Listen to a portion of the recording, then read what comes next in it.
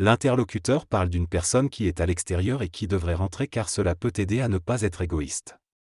Il propose de passer les questions par écrit et de les poser ultérieurement. Il mentionne également une conférence sur la numérosophie et l'argent comme un baromètre important à observer. Il explique que des mouvements physiques voulus ne se manifestent pas toujours et attribue cela à un désaccord entre la volonté consciente et l'interpréteur rationnel. Il conclut en disant que certains sujets ne sont pas utiles pour le moment.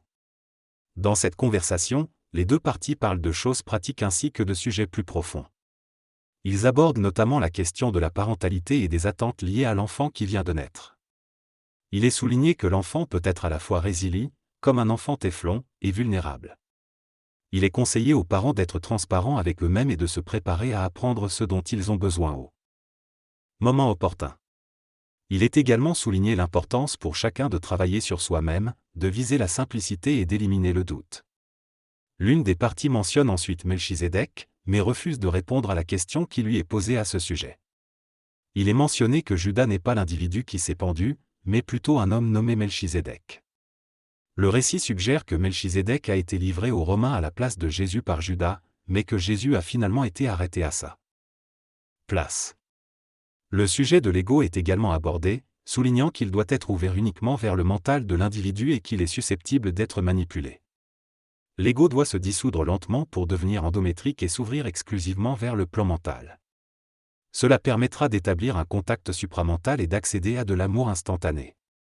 Actuellement, l'ego est ouvert vers l'extérieur et utilise les autres comme miroir, créant ainsi une personnalité qui empêche notre évolution. Ère avancée, il faut que l'ego se tourne uniquement vers le plan mental et abandonne les sphères spirituelles. La religion mentale, bien que difficile à accepter pour certaines personnes, est importante car elle offre une structure pour l'ego. Il ne s'agit pas d'égoïsme ou de narcissisme, mais d'amener l'ego à nous suivre plutôt que de le combattre. Si l'ego est enchaîné, cela rend difficile le plein épanouissement de notre vie. Il faut donc travailler avec les autres et tirer ensemble vers l'avant pour avancer plus rapidement. Certaines personnes vont chercher du pain, d'autres vont chercher du lait ou laver le toit. Tout cela va te transformer et tu commenceras une nouvelle vie pleine de bonheur, car tout va travailler pour toi. Tu achèteras une maison que tu pourras revendre facilement. Tout se mettra en place pour toi, tes amis t'aideront à trouver la bonne maison et à te mettre en relation avec les bonnes personnes. Il y a une influence invisible qui fera en sorte que les choses se passent bien pour toi. Il faut laisser faire les choses, ne pas travailler. L'ego veut travailler, mais il doit être en contact avec le plan mental pour te servir. Il faut que les autres reconnaissent que ne pas travailler est correct. Les deux antennes se sont déjà rencontrées il y a longtemps et ils se connaissent depuis des millions d'années. Les événements prévus pour le dernier vendredi saint ont eu lieu, notamment la rencontre entre Jésus et Jean. Il y a encore des choses à attendre, et certaines choses ne peuvent pas être dites. Les techniques subliminales ne doivent pas instruire l'ego, il faut que l'ego reconnaisse clairement le plan mental comme son maître. Les bruits te dérangent et te font mal lorsque tu es couché car ton corps vital est trop mince. L'expérience traumatisante peut affecter l'ego et perturber son fonctionnement. Pour renforcer l'ego et se débarrasser de ces perturbations, il est nécessaire de travailler sur soi-même. L'anégoïsation. La fonte de l'ego peut être considérée comme une forme de pathologie. Lorsqu'une personne est confrontée à des situations qui l'irritent, cela peut être lié à des motifs astrales ou à des préférences personnelles. Il est préférable d'utiliser le prénom de l'ego lorsqu'on s'adresse à lui, en ajoutant qu'il en soit ainsi, pour une meilleure communication. Il est important de comprendre que certaines personnes peuvent trouver du plaisir dans des situations qui les irritent, ce qui peut être lié à différentes parties de leur ego. D'ailleurs, l'ego est souvent pluriconstitué, et peut être constitué de différentes émotions comme la peur. Il est nécessaire de prendre conscience de cela et d'explorer des techniques pour travailler sur son ego. Dans le cas d'une personne qui se ment à elle-même, il est important de prendre conscience de cette situation et de la remettre en question. Des petites thérapies peuvent aider à clarifier cette situation. Il est également important de purifier les formes psychologiques et de se méfier des comportements addictifs, tels que l'alcoolisme. Il est souligné que la personne en question semble être entourée d'un contexte qui semble bien, mais qu'elle se ment à elle-même. Il est suggéré qu'elle a peut-être besoin d'un choc pour sortir de cette situation. Enfin, Il est conseillé de se mentir à soi-même pour dépasser certains obstacles et de travailler sur ses émotions et ses comportements pour avancer vers une meilleure santé mentale. Dans cette discussion, l'orateur affirme que notre mental est souvent manipulé par notre ego, qui agit comme un virus. Il soutient que pour progresser, il faut comprendre notre ego et l'informer de sa véritable nature. Il indique que la préparation pour cette compréhension peut être douloureuse mais libératrice. L'orateur remet également en question l'idée de la création, affirmant qu'elle n'existe pas. Il soutient que rien n'existe réellement, mais plutôt que tout est une illusion basée sur notre perception.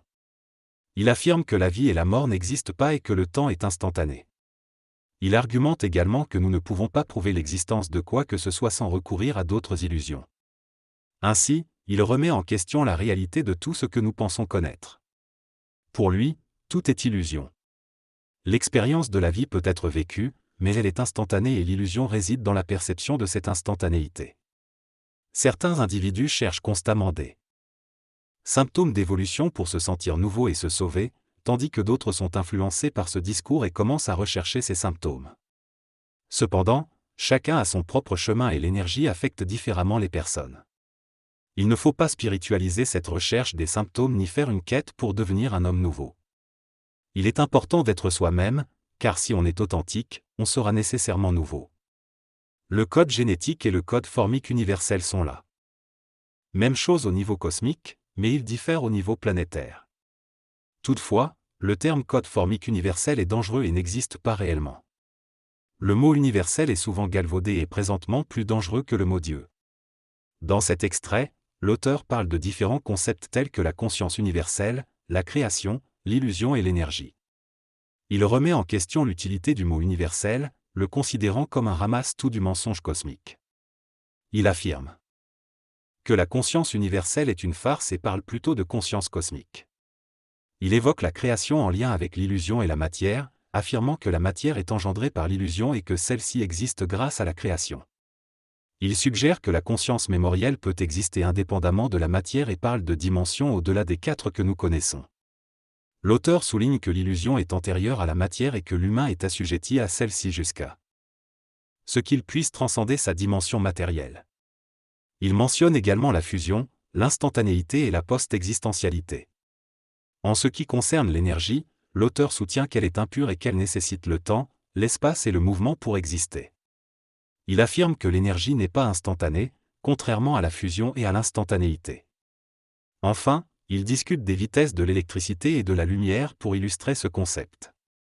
En résumé, dans ce discours, il est expliqué que l'électricité est instantanée car les électrons se déplacent rapidement dans les fils électriques. Cependant, il est souligné que la conscience pure n'est pas codée, car elle ne peut pas être totalement comprise par l'humain. De plus, il est mentionné que toute forme d'énergie est de la matière, mais certaines formes d'expression de matière sont invisibles pour les sens humains. En ce qui concerne la vision de la création, il est dit que l'humain n'a pas encore accès à une compréhension au-delà des mots, mais qu'en développant un troisième cerveau, la glande pinéale, il sera possible d'avoir un contact plus puissant avec d'autres dimensions. Il est inutile pour l'homme de traverser des dimensions, car son rôle est de fusionner avec son esprit et l'amour instantané. L'évolution se produit lorsque l'individu devient désinhibé tout en restant intelligent. Être conscientisé signifie comprendre que tout est illusion et ne pas investir d'énergie dans l'illusion. Avoir un corps de lumière est le résultat de cette évolution, où le corps physique est remplacé par un corps éthérique qui se nourrit d'un plan d'instantanéité. Lorsque cette fusion se produit, il n'est plus nécessaire de nourrir les corps de la même manière. Finalement, l'énergie de l'instantanéité suffit à soutenir l'individu. Il est dit que l'être humain a besoin de la mémoire pour se nourrir. L'instantanéité ne suffit pas pour qu'il puisse vivre pleinement, il a besoin de la mémoire dans tous les aspects de sa vie. Les problèmes sont ceux qui apportent le plus d'énergie alimentaire car ils sont plus concrets et matériels. Ainsi, inconsciemment, l'être humain recherche les problèmes pour se sentir vivant.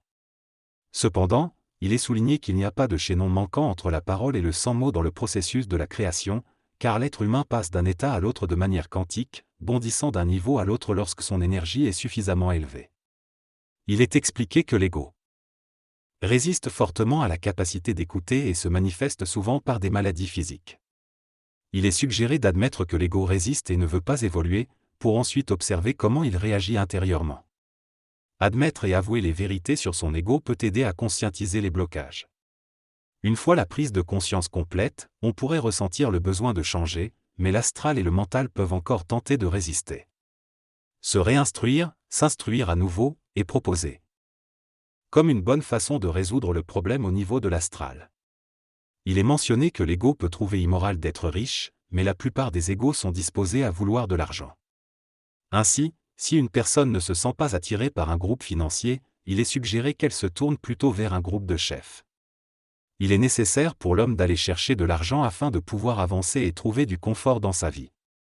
L'argent permet d'obtenir les ressources matérielles nécessaires pour soutenir l'énergie humaine. Sans argent, il est difficile de trouver des instruments capables de soutenir cette énergie.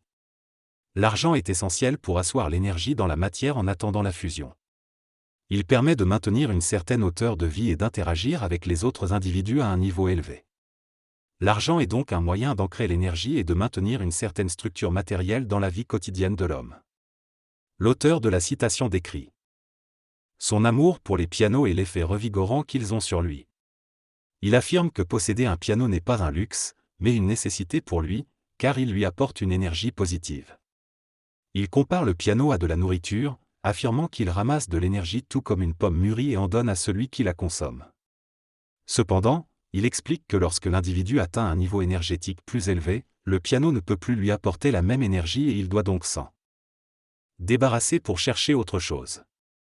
Il souligne que l'argent est essentiel pour obtenir les outils nécessaires pour soutenir cette énergie descendante, mais il estime également que l'humain doit monnayer son intelligence et s'investir dans une structure d'affaires pour réussir financièrement.